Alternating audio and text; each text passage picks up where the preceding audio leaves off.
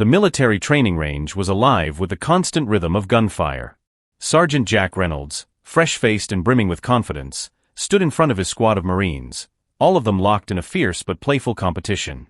The air was thick with the scent of gunpowder, the sun beating down on their faces, and the sound of bullets slicing through the air as they took turns firing their rifles at the various targets positioned across the range.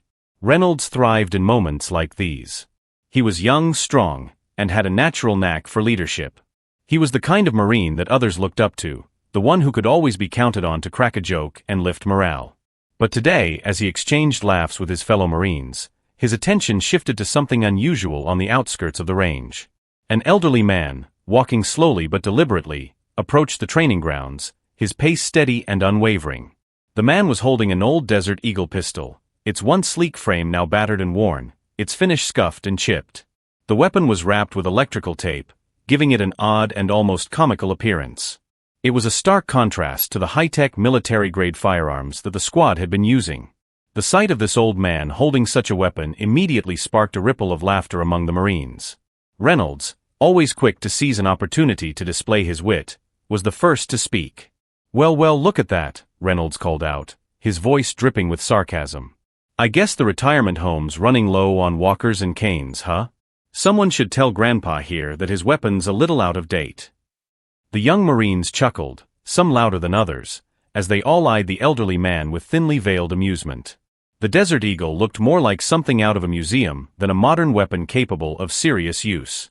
"Hey, old man," Reynolds continued, crossing his arms and raising an eyebrow, "you planning on shooting or just holding that antique as a souvenir?" He grinned, the mockery clear in his voice. "You might want to take it easy. That thing looks like it might fall apart any minute." Thomas Hayes, the elderly man, didn't respond with anger or frustration. Instead, he stood there, calm and composed, his face unreadable as he simply observed the squad's laughter. He didn't flinch when Reynolds and the others continued their jabs. In fact, he didn't seem affected at all. Finally, after a moment of silence, Thomas spoke, his voice steady and calm despite the laughter swirling around him. "This pistol is perfectly functional," he said, lifting the Desert Eagle just enough for the Marines to see the weapon clearly. "It's a piece of history, yes, but it still gets the job done." Reynolds let out a mocking laugh. "Oh yeah? Well, if you can hit anything at all with that thing, I'll be amazed." He turned to the squad and winked, as if it was already a foregone conclusion that the elderly man would fail. "I bet you can't even hit a target 350 meters away. What do you say, old-timer? Want to prove us wrong?" The challenge was clear. Reynolds didn't expect Thomas to rise to it, but it was an opportunity to humiliate the man further. He was certain that the Desert Eagle was nothing more than a relic that couldn't possibly make a long-range shot. But Thomas didn't back down. He remained still for a moment, his eyes meeting Reynolds's.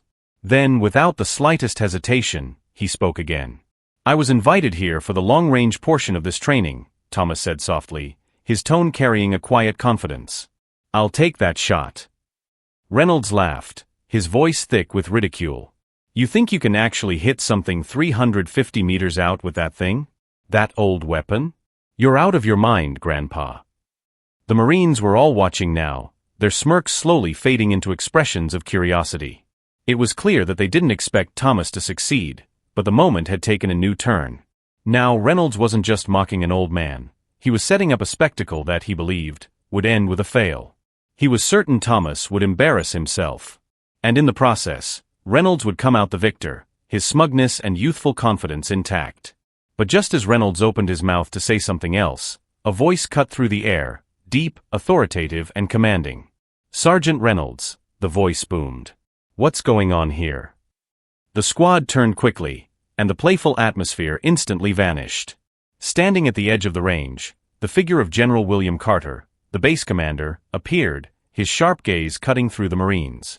The general was an imposing figure, tall with a strong weathered face that spoke of years of service, his uniform immaculate.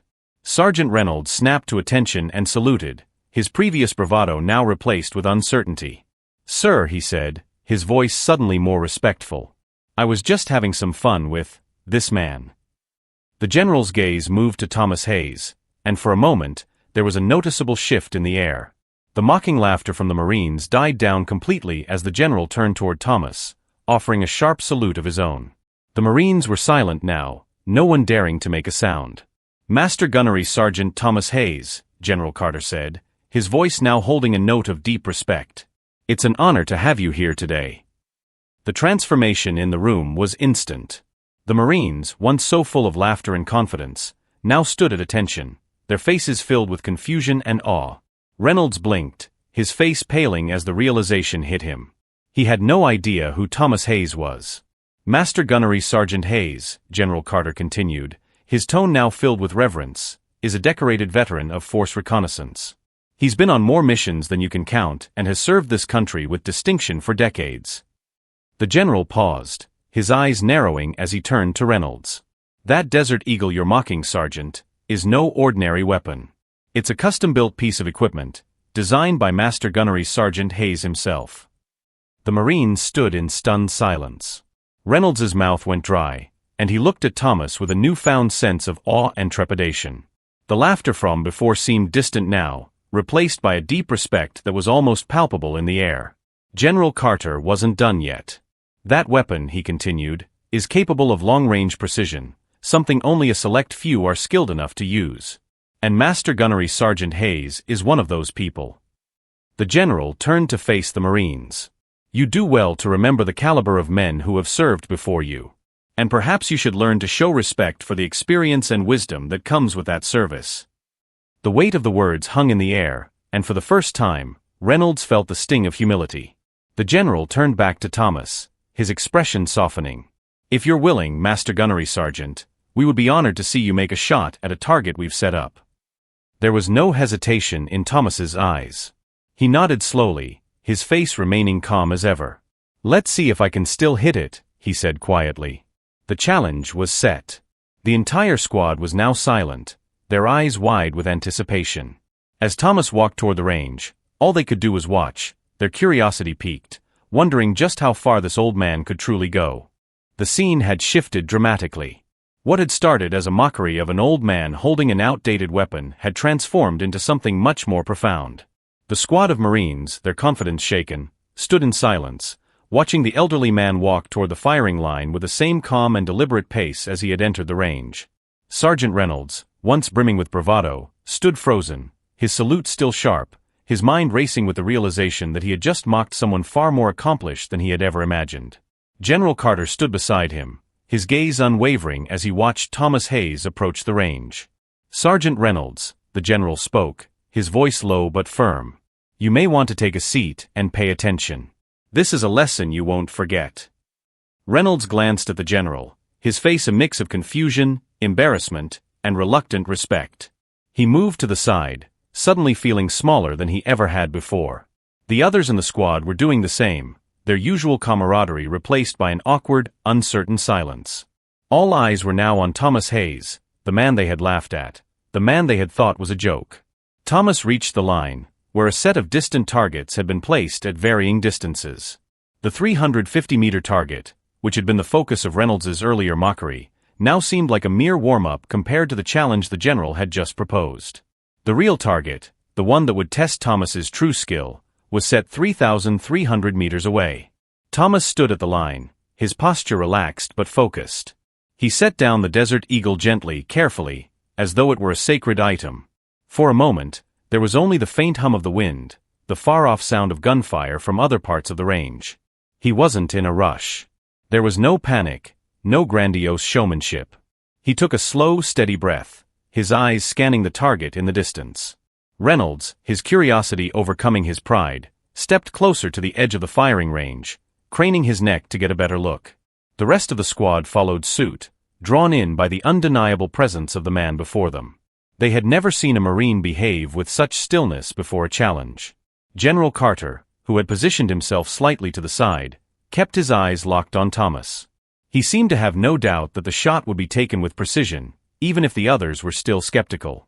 Thomas Hayes placed his hands on the Desert Eagle, his fingers gently adjusting it, the same careful attention given to a weapon that had served him through countless missions. He didn't rush. He didn't need to. 3,300 meters, Reynolds muttered to himself, still trying to wrap his head around what was about to happen. No way. For a moment, Thomas simply stood, his eyes narrowing as he focused on the target. His posture was like that of a statue, as though time had slowed for him alone. The world seemed to quiet in those seconds before he took aim. Even the wind, which had been gentle, seemed to still as he prepared. The squad held their breath. The anticipation was so thick it almost felt suffocating. With a final glance down the barrel of the Desert Eagle, Thomas took his stance. There was no rush, no panic. His movements were methodical, almost ritualistic. Every motion seemed calculated, his hands, his grip, the way he aligned his body with the weapon. Every detail mattered to him. The Desert Eagle, though old and battered, seemed like an extension of himself. The Marines exchanged glances, their skepticism shifting into something else, respect. They had seen marksmen before, but there was something different about this man. Something extraordinary. Thomas adjusted his stance again. The air was silent now, all eyes on him. Without warning, his finger moved to the trigger. The shot rang out. For those first few seconds, it was unclear whether it had hit. The sound of the gun was nearly drowned out by the collective intake of breath from the squad. The Marines stood frozen, staring into the distance where the target had been set. A few moments passed, but it felt like an eternity. And then something happened. Boom. The distant target erupted with a cloud of dust. The shot had hit dead center. The squad stood in stunned silence. The shot was perfect, hitting its mark with unerring precision after traveling more than 3 kilometers through the air. It was a feat that seemed impossible, even for the best trained snipers. And yet, Thomas Hayes had done it with a pistol. Sergeant Reynolds felt his stomach drop. He looked at the target, then at Thomas, and then at the Desert Eagle in his hands. The joke had turned into a powerful reality. The old man was a living legend. The Marines, once skeptical, now found themselves in awe. Their gazes were fixed on Thomas as he lowered the Desert Eagle, the shot echoing in their minds. The sheer quiet confidence of the man, his grace under pressure, made the entire situation seem like a dream. For a moment, no one spoke. The entire range was filled with nothing but the lingering echo of the shot. Even the wind seemed to hold its breath. General Carter stepped forward, his voice cutting through the stillness. "That," he said, nodding toward Thomas, "is what true skill looks like. That is the standard." The Marines nodded silently, their faces reflecting a mixture of shock, awe, and newfound respect. Sergeant Reynolds, still in disbelief, took a step back. His chest felt tight as he processed the enormity of what had just happened. His mind raced back to the mocking words he had thrown at Thomas earlier. Now those words felt like a distant memory, a mistake he could never take back. As for Thomas, he said nothing. His expression remained composed, his demeanor unchanged. He simply turned to face the Marines, his eyes scanning the group. "I've seen plenty of things in my time," Thomas said quietly, his voice still calm. "But there's one thing I've learned above all else. It's not the weapon you carry, but how you use it." The words hung in the air, and the Marines absorbed the weight of them. It was more than just a lesson about marksmanship. It was a lesson about humility, about respect for those who had earned their place through experience and sacrifice. The moment lingered, the air thick with the realization that they had just witnessed something extraordinary. The young Marines, their bravado shaken, stood with their eyes locked on Thomas, understanding that what they had just seen was a rare and profound display of skill. The Marines stood still, their faces reflecting a cocktail of awe, disbelief, and deep respect. The air around them felt heavy with the weight of the moment. The distant sound of gunfire from the other parts of the training range seemed like a faint echo now, dwarfed by the profound silence that had settled over the group. Sergeant Reynolds, his eyes locked on Thomas Hayes, still couldn't quite believe what had just transpired. He had seen seasoned snipers hit targets at long distances, but nothing compared to the calm precision of the shot Thomas had just made. It was as if time had stood still for those few seconds when the bullets sailed through the air. General Carter, standing beside the squad, broke the silence. "What you just witnessed isn't something you'll see every day," he said, his voice steady but filled with authority. He turned to the squad, his gaze sweeping over them. "But it's something you should remember. Master Gunnery Sergeant Hayes didn't just pull off an impossible shot. He's showing you what true professionalism looks like. This man has spent decades mastering his craft. You would do well to listen when he speaks." The Marines, still processing what they had just witnessed, nodded silently. They had expected to see an old man struggle with an outdated weapon. Instead, they had been shown what mastery looked like: quiet, deliberate, and effortless in its execution. Thomas Hayes, the man they had mocked just hours ago, had humbled them in a way they would never forget. Reynolds, now feeling a deep sense of shame, finally found his voice. "Sir," he began, his voice unsteady, I didn't know who he was. I had no idea." His words trailed off, his face flushed with embarrassment. The general's eyes softened, though his tone remained firm. "And that's the point, Sergeant. You don't always know who you're dealing with. But it's not about knowing someone's history before you treat them with respect. It's about showing respect, regardless of who they are." Reynolds nodded, his jaw clenched as he swallowed his pride. The words hit him hard. He had thought of himself as a seasoned Marine, a leader among his peers. But standing there in the presence of Master Gunnery Sergeant Thomas Hayes, Reynolds felt like a rookie all over again. Thomas, standing off to the side with his Desert Eagle in hand, didn't react to the general's words. He didn't need to. His actions spoke louder than any lecture could. The Marines, young and eager, had just witnessed the difference between raw arrogance and true skill. After a few moments of tense silence, Thomas spoke, his voice low and steady. "You've all got potential," he said, addressing the group as a whole. "But don't confuse that potential with the notion that you've arrived. It takes more than just strength or sharp shooting to be great. It takes humility, it takes patience, and it takes the willingness to learn from those who've walked the path before you." There was no boastfulness in his voice, no arrogance. Just a simple truth, as clear as the shot he had taken. Reynolds swallowed hard, the weight of Thomas's words sinking in. "I understand, sir," he said quietly, his voice lacking the usual bravado. The others echoed his sentiment, their faces more somber than before. The general, watching the interaction unfold, nodded once. "Good. Now, pay attention. There's more to being a Marine than firing a weapon. It's about character, what you stand for when no one's watching, what you believe in when things get tough. Thomas Hayes is a living example of that. You all have the opportunity to be just as exceptional, if you're willing to put in the work and respect those who've earned it." Thomas's eyes scanned the group, a faint glimmer of approval in them.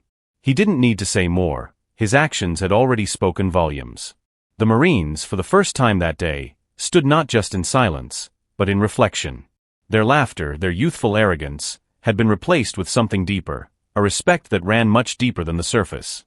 The general turned toward Thomas, his face now fully respectful. "Master Gunnery Sergeant Hayes, it's an honor to have you here today. Your service, your dedication, it's something we should all strive for." Thomas gave a slight nod, his expression still calm, though there was a hint of a smile in his eyes. "I'm just a man who did his job," he said. "I've seen a lot in my time, but what matters most is how you leave things behind. How you pass on the lessons you've learned." Reynolds, still lost in the depths of his own shame, finally spoke again. "Sir," he said to Thomas, his voice steady but filled with sincerity, "I want to apologize. I had no idea who you were, but I've learned a lot today. I'll show more respect from now on. I won't forget this." Thomas gave him a brief, understanding nod. "That's all anyone can ask for," he said simply. "Now, let's not waste any more time standing around. There's always more to learn." The general gave a small, approving smile. "All right, Sergeant Reynolds. You and the squad can learn from Master Gunnery Sergeant Hayes today. Follow his lead." As the Marines began to gather around Thomas, eager to hear more from the seasoned veteran, there was a sense of quiet determination in the air. The lesson had been learned, but it wasn't over. It was just beginning. And the young Marines, who had once seen themselves as superior to the elderly man, now stood in his shadow, ready to absorb the lessons he had to offer. As they gathered around, their posture was different, less cocky, less sure of themselves, and yet more focused. The day had been a turning point for them. They had walked into the range thinking they knew everything about what it meant to be a Marine. But now, they were realizing how much they had yet to understand. Master Gunnery Sergeant Hayes had shown them more than just how to shoot. He had shown them the heart of a true Marine, the discipline, the wisdom, the humility, and the strength that came from a lifetime of service. It was a lesson that would stay with them long after the sun set that day. As the group moved forward, eager to follow Thomas's lead, the training that lay ahead would be different. It wasn't just about mastering the weapon. It was about mastering themselves. And they knew, without a doubt, that the journey ahead would require more than just physical strength. It would demand the strength of character that only comes with experience and humility. The sun had begun its slow descent over the horizon, casting long shadows across the military training range.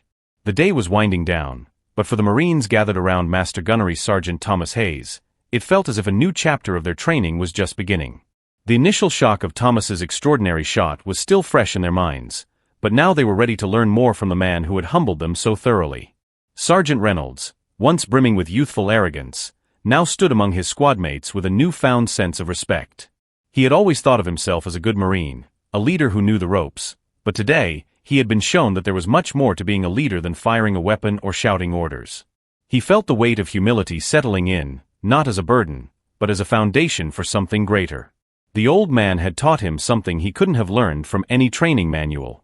"All right," Thomas spoke, his voice low and calm as the Marines circled around him. "I've been doing this long enough to know that there's no one right way to do things, but there are principles. Principles that separate those who are good from those who are great.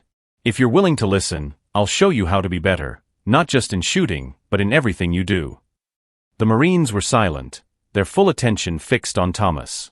His tone wasn't one of boastfulness. Rather, it was the voice of someone who had seen the highs and lows of military life and had lived to pass on the lessons he had learned. Each word carried weight, and it was clear that they were all eager to absorb whatever wisdom he was willing to share. Thomas glanced over at the targets, then back at the group. "The first thing I want you to understand is that shooting isn't just about pulling a trigger. It's about understanding your weapon, understanding yourself, and understanding your environment. You have to be one with your rifle, or in my case, my Desert Eagle. Every movement, every action must be deliberate and controlled. You can't just react, you have to respond."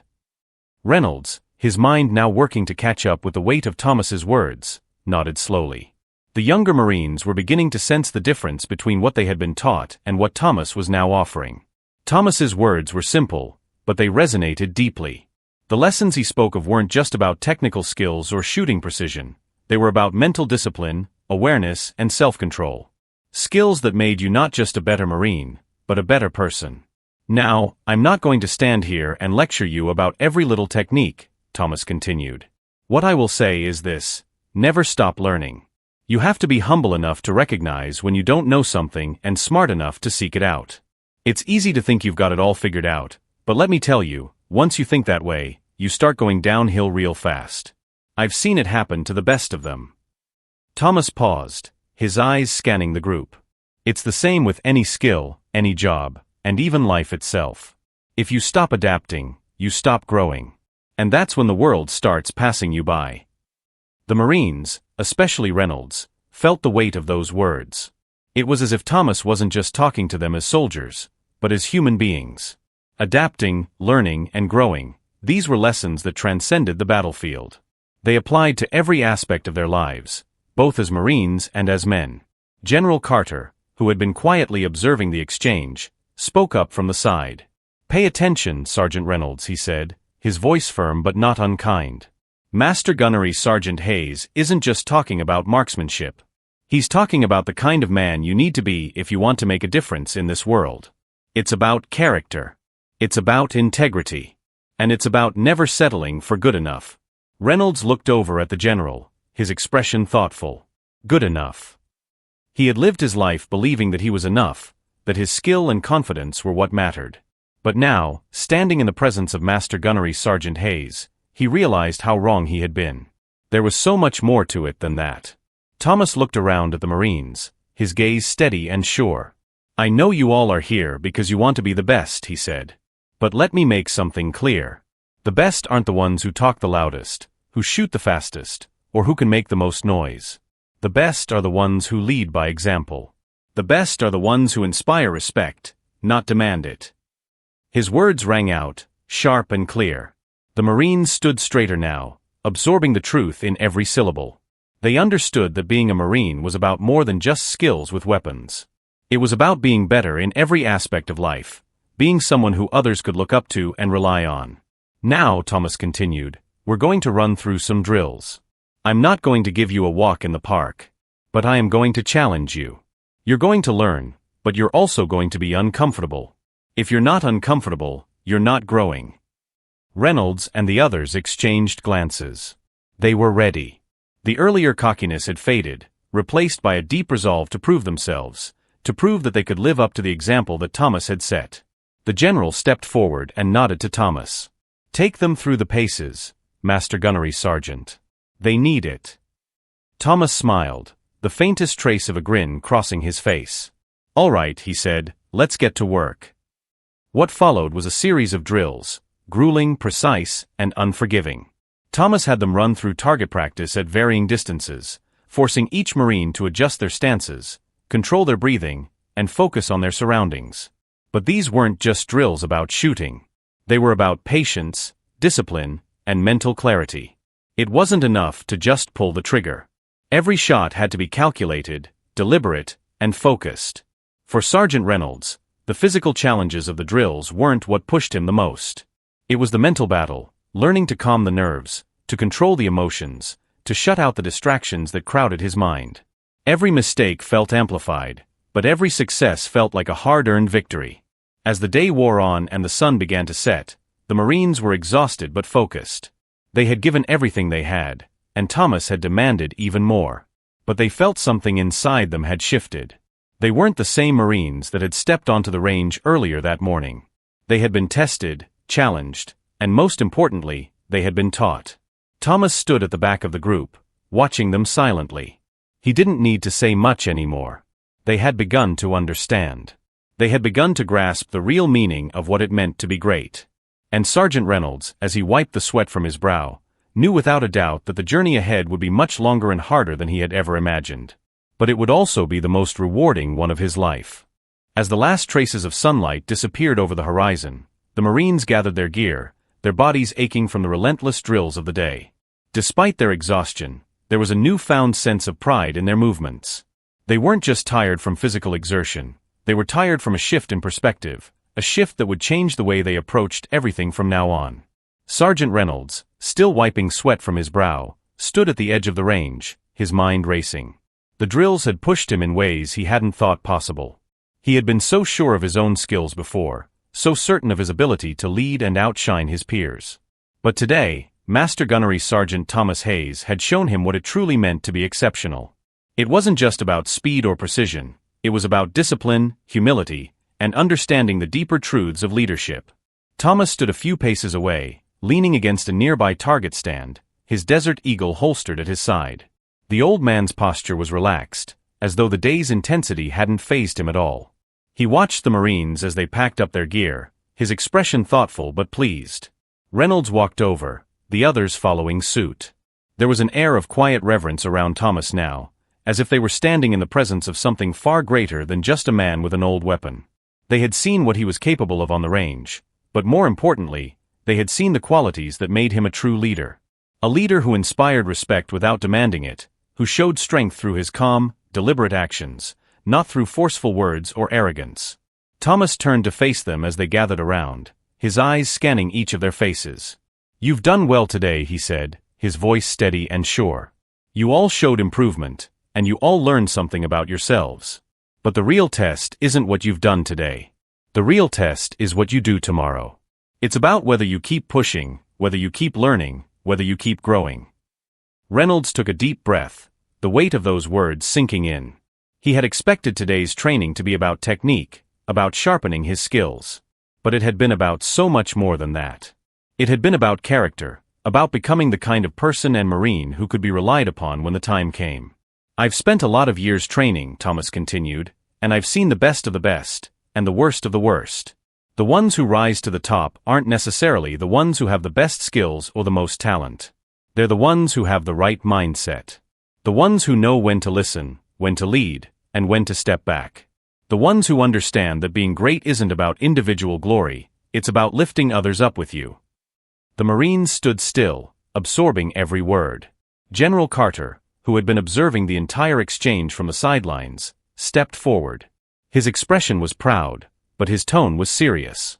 "You all heard Master Gunnery Sergeant Hayes," the general said, his voice carrying the weight of years of service. "Greatness is earned. It's earned through hard work, humility, and a willingness to learn from those who have been there before you. It's earned through respect, for your weapon, for your comrades, and for yourself. You've witnessed the lesson firsthand. Don't forget it. Reynolds nodded, his mind now filled with a deep sense of purpose. He could feel the change within himself, something that had been slowly building throughout the day. He had walked onto this range thinking he knew everything, thinking he was already a good Marine. But now, after everything that had happened, he understood that the journey was just beginning. "Master Gunnery Sergeant Hayes," Reynolds said, his voice quiet but sincere, "thank you. For everything." Thomas gave a small nod, his expression softening slightly. "You don't need to thank me, Sergeant," he replied. "I didn't do this for me. I did it for you. Now it's up to you to take what you've learned and make it count." Reynolds stood a little taller, the weight of those words settling deep inside him. Make it count. It wasn't just about the training. It was about what they did with it. How they applied the lessons, the discipline, and the respect they had been taught, both on and off the range. The squad slowly began to disperse, each Marine carrying a sense of purpose they hadn't had before. They were still the same group of young men, but now they understood what it truly meant to wear the uniform. They understood that being a Marine was about more than just physical strength or technical skill. It was about integrity, humility, and service. As the last of the sunlight faded, Thomas turned and began to walk toward the edge of the range, his steps slow but sure. The Marines watched him go, their hearts filled with respect. He had given them more than just a lesson in marksmanship. He had shown them what it meant to live with dignity, to be a true warrior, not just on the battlefield, but in life. Reynolds stood there for a moment, looking out at the fading light, his mind racing. He would never forget today. And he knew that the lessons he had learned would stay with him, shaping every decision he made from here on out. The Marines had walked onto the range that day thinking they knew it all. But they left with a new understanding of what it meant to be the best. They had learned that true strength comes from within, and it's the quiet, disciplined warriors like Master Gunnery Sergeant Thomas Hayes who truly define what it means to serve with honor. The sound of footsteps faded in the distance, and for the first time, the young Marines understood the power of humility.